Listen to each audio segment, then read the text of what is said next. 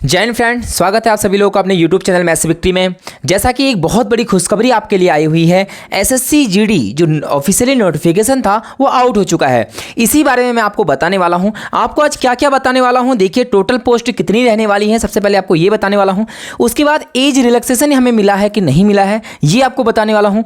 इसके बाद पेपर का पैटर्न कैसा रहेगा, कितने कितने क्वेश्चन पूछे जाएंगे, कितना नंबर का एक क्वेश्चन होगा, ये सारी जानकारी आपको देने वाला हूँ। और लास्ट में हम बात करेंगे एज कब से काउंट होगी, जो सबसे बड़ा डाउट था कि एज कब से काउंट होगी, ये सारी चीजें आपको आज बताने वाला हूं। तो स्टार्ट करते हैं आज की इस वीडियो को। अगर आप पहली बार हमारे साथ जुड़े हुए हैं तो चैनल को सब्सक्राइब करें। मैं आ चुका हूं अपने कंप्यूटर स्क्रीन की तरफ और आप लोगों को पूरी डिटेल समझाने वाला हूं पूरी नोटिफिकेशन से, ठीक है। तो देखिए सबसे पहले date of submission of online application, जो ऑनलाइन एप्लीकेशन स्टार्ट है, फॉर्म भरने की जो डेट है वो है 24/11/2023 से लेके 31/12/2023 तक, है ना। पूरा एक महीने से ऊपर का समय है, आप लोगों को फॉर्म भर लेना है। इसके बाद लास्ट डेट क्या है, 31/12/2023, 31 दिसंबर 2023 11 बजे तक ये डेट है। इसके बाद देखो लास्ट पेमेंट है ना, अगर आप ऑनलाइन पेमेंट जमा करने का चाहते हैं लास्ट, तो 1/1/2024 तक लास्ट डेट है पेमेंट जमा करने की। अगर आप क्या करते हैं एसबीआई बैंक की तरफ से पेमेंट जमा करना चाहते हैं तो उसकी जो लास्ट डेट है वो है 4/1/2024 से स्टार्ट होगी, जो कि 6/1/2024 तक स्टार्ट रहेगी। और जो हमारा पेपर होगा वो होगा फरवरी से मार्च के अंदर, है ना। 2024 फरवरी से मार्च के अंदर पेपर रहने वाला है। ये चीजें आपको पता चल गई होंगी। फिर चलते हैं नेक्स्ट स्टेप की तरफ। इसके बाद देखिए जो हमारा पेपर रहने वाला है वो कौन सी लैंग्वेज में रहेगा, ठीक है। देखो यहां पर साफ साफ लिखा गया है कि जो पेपर होने वाला है वो है इंग्लिश। देखिए इंग्लिश लैंग्वेज में रहने वाला है। इसके बाद जो लैंग्वेज रहने वाली है वो है हिंदी। और इसके बाद 13 रीजनल लैंग्वेज अलग, है ना, अलग से जो 13 रीजनल लैंग्वेज हैं वो भी इसमें शामिल रहने वाली हैं। तो इसके बाद फिर चल रहे हैं नेक्स्ट स्टेप की। इसके बाद आप लोग देख सकते हैं कि जो 1.4 नंबर पे है फिजिकल स्टैंडर्ड टेस्ट, यहाँ पर लिखा गया है फिजिकल स्टैंडर्ड टेस्ट, इसमें पीएसटी इसमें होने वाला है। और पीएसटी में क्या क्या रहने वाला है ये मैं आपको एक अगली वीडियो में पूरा बताने वाला हूँ। इसके बाद जो प्रोसेस रहेगी वो रहेगा मेडिकल का रहेगा, है ना। अगर आप फिजिकल पास कर लेते हो मेडिकल रहेगा। इसके बाद देखते हैं जो इंपॉर्टेंट इसके अंदर चीज़ें हैं वो सीधे चलते हैं वैकेंसी के ऊपर। इसमें जो वैकेंसी रहने वाली है उसके ऊपर हम चर्चा कर लेते हैं कि कौन से डिपार्टमेंट के अंदर कितनी वैकेंसी है, ठीक है। जो वैकेंसी टोटल वैकेंसी है, सबसे पहले हम टोटल वैकेंसी देख लेते हैं। जो टोटल वैकेंसी है वो है 26,146, लेकिन जो ये वैकेंसी है टेंटेटिव है, मतलब वैकेंसी अभी बढ़ सकती है, ठीक है, पूरी बढ़ने के चांस हैं। इसके बाद हम देखते हैं कि जो लड़कों के लिए, जो मेल के लिए वैकेंसी आ रखी है वो है टोटल 23,347 वैकेंसी। और जो लड़कियों के लिए वैकेंसी है, जो फीमेल के लिए वैकेंसी है वो है 2799, ठीक है। तो टोटल मिला के हो गई 26,146 वैकेंसी।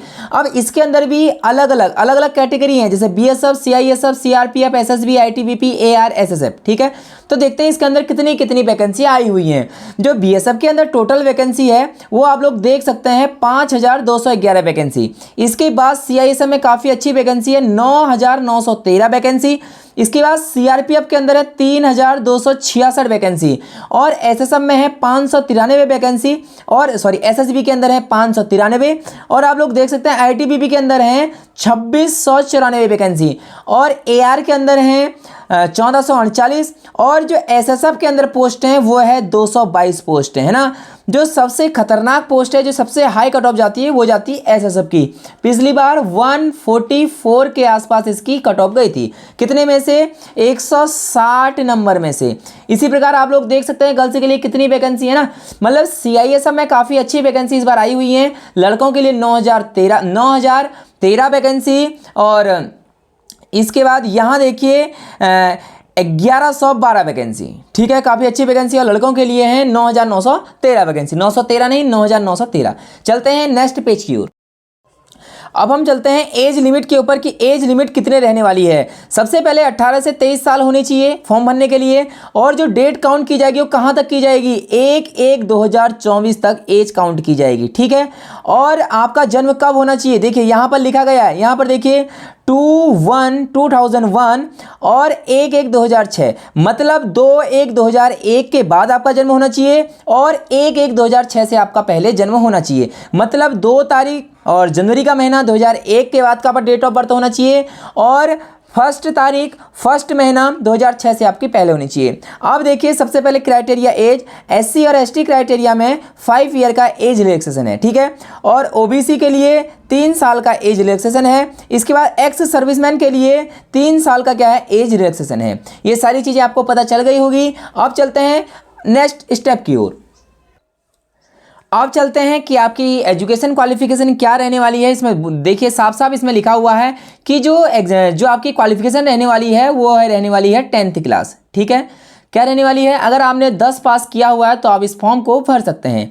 इसके बाद चलते हैं कि कुछ अदर सर्टिफिकेट अगर आपके पास हैं तो आप उन्हें अप्लाई जरूर करें। देखते हैं कि कौन कौन से सर्टिफिकेट पे कितने नंबर आपको फ्री में मिलने वाले हैं। अगर आपके पास एनसीसी थी तो आपके लिए बहुत बड़ा अच्छा ये ऑप्शन है, बहुत बढ़िया अपॉर्चुनिटी है। देखिए एनसीसी सर्टिफिकेट के अलग से नंबर आपको मिलेंगे। सबसे पहले अगर एनसीसी सी का सर्टिफिकेट है तो 5% the maximum marks of the examination. देखिए जो मैक्सिमम नंबर है 160 है ना, 160 का आपको 5% नंबर मिलेंगे अगर आपके पास एनसीसी सी का सर्टिफिकेट है। 5% कहने का मतलब है 8 नंबर आपको मिलेंगे यदि आपके पास सी सर्टिफिकेट है। अगर आपके पास बी सर्टिफिकेट है तो आपको मिलने वाले हैं 3% नंबर, है ना, एक्स्ट्रा 3%। यहां पर एक्स्ट्रा निकाल लेंगे आप लोग। और एनसीसी अगर ए सर्टिफिकेट है तो आपको मिलेंगे 2%, मैक्सिमम नंबर का 2% आपको मिलने वाले हैं। ठीक है, तो बहुत बड़ी अपॉर्चुनिटी है कि अगर आपके पास सी है तो आपको मिलने वाले 8 नंबर। अगर आपके पास बी है तो यहां पर हम निकाल लेते हैं 1.6 × 3, है ना, आपको मिलेंगे 4.8 नंबर एक्स्ट्रा अगर आपके पास बी सर्टिफिकेट है। अगर आपके पास ए सर्टिफिकेट है तो आपको मिलने वाले हैं 3.2 नंबर एक्स्ट्रा। आप लोगों को पता चल गया होगा। फिर चलते हैं नेक्स्ट स्टेप की ओर, देखते हैं और क्या है नेक्स्ट स्टेप में।